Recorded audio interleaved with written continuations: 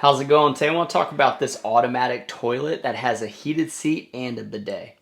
Now this toilet is extremely nice. It has a lot of weight to it and it has some really good features.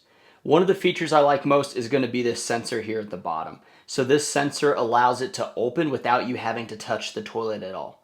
Another good benefit of this is whenever you decide to close it, you can use the sensor as well and it's going to automatically flush. Basically, this is self-cleaning every time you close it, and it's going to be making sure that, it stays nice and fresh every time you go to use it. When you sit down, you have both a rear wash and a front wash. You can change the temperatures of those, and you can also set up two different users with a button on the side.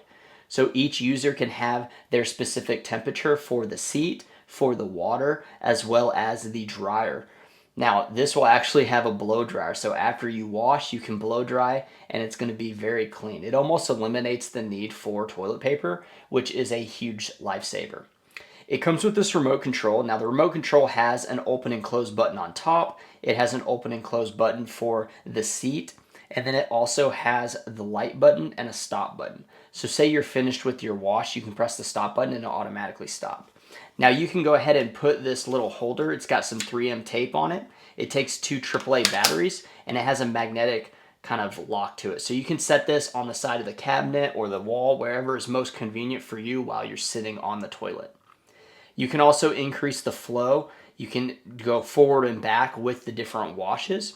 And again, you're going to be able to have the option for a half flush and a full flush. So depending on how much you actually want to run through, it's going to go ahead and allow you to choose that.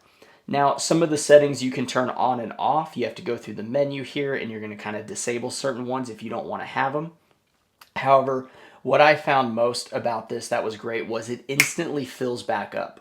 Because it has a 1-inch water line coming to the toilet, a lot of water gets pushed through and it's very quick. There's no long tank fill up or anything like that. It's almost a just hard rush of water getting in there.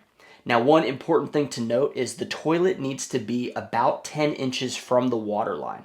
So as you're facing the toilet, the water line needs to be to the left and it needs to be about 10 inches out. I actually had to extend my water line a little bit out to the left, and I also had to make sure that it was flush on the bottom. The way you install this is you're going to have a couple brackets.